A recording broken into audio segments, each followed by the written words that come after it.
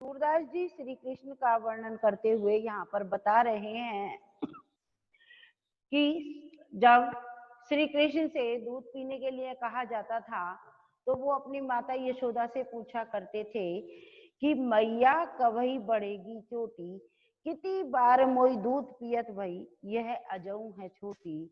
तू जो कहती बल्कि बैनी, जो हुए है लांबी मोटी, काढ़त गुहत नेहावत जय है, नागिन सी भुई लोटी। काचो दूध पियावत पचपची, देत न माखन रोटी। सूर चिरंजीवो दो भैया, हरि अलधर की ज्योति। तो यहाँ पर आपको मालूम है कि माता यशोदा श्री कृष्ण को दूध पिलाती थी बहाने बना करके, कि जैसे हम बच्चों को, छोटे बच्चों को बहाने बनाते हैं, बेटा तुम दूध पी लो और जल्दी से तुम बड़े हो जाओगे। तो उसी प्रकार से माता यशोदा भी श्री कृष्ण को दूध पिलाते हुए कहती थी, बेटा दूध पी लो और तुम्हारी चोटी लंबी और मोटी हो जाएगी। तो वही कह रहे हैं, कृष्ण जी पूछ रहे हैं, रोजाना दूध पीते हैं लेकिन उनकी चोटी जैसी की तैसी है, उनकी चोटी लंबी नहीं हो रही है।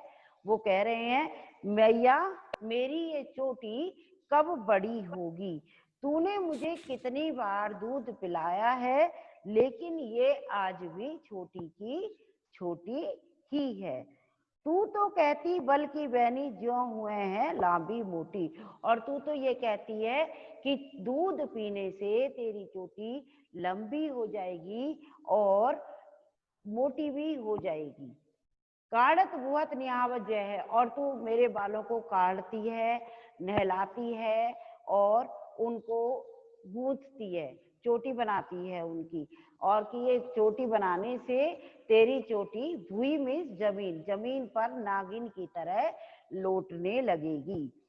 काचो दूध प्यावत पची पची, देत न माखन रोटी। और तू मुझे बार बार पुचकार पुचकार कर कच्चा दूध पिलाती है और मुझे माखन रोटी इतनी पसंद है लेकिन मुझे माखन रोटी नहीं देती है। सूर चिरंजीवो दो भैया, हरि अलदर की ज्योति। सूरदास जी कहते हैं कि दोनों भाई कौन, कृष्ण जी और बलराम जी, दोनों चिरंजीवी हों यानी दीर्घायु हों और इन दोनों की जोड़ी हमेशा बनी रहे।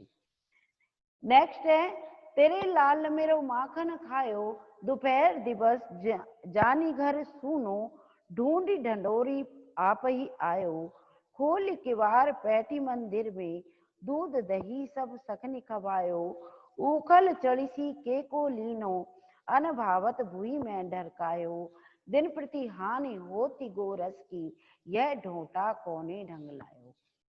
सूर्य शाम को हटकी न राखे, तय ही पूत अनोखो जायो।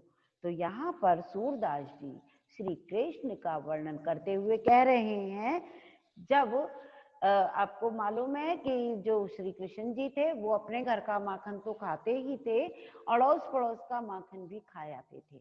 तो वहां पर ग्वाली ने उनकी शिकायत लगाने के लिए माता यशोदा से आया करती थी।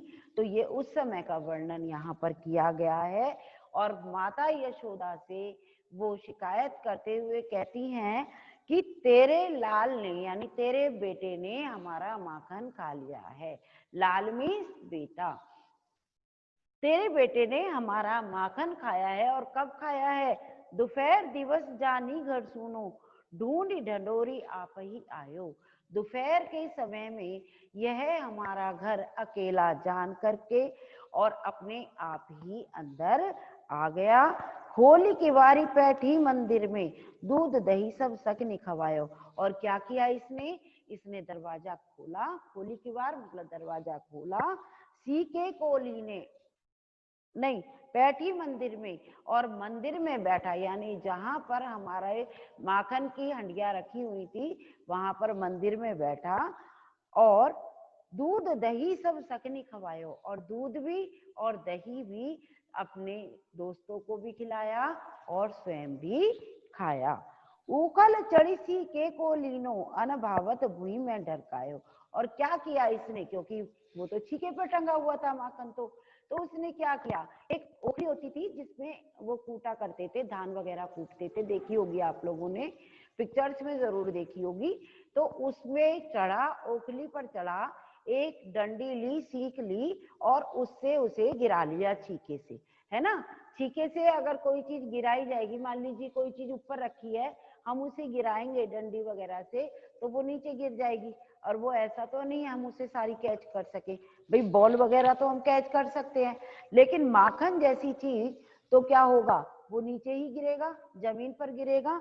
तो क्या कह रही हैं सखी, वो ग्वाली ने उनकी शिकायत करते हुए कहती हैं कि ओखली पर चढ़ा और सीख लेकर के इसने बिल्कुल जमीन पर माखन को गिरा दिया। दिन प्रति हानि होती गोरस की, यह ढोंटा कौन ढंग लायो। और इस प्रकार से गोरस में दूध और दही और माखन, दूध दही माखन की इस प्रकार से रोजाना हानि हो रही है।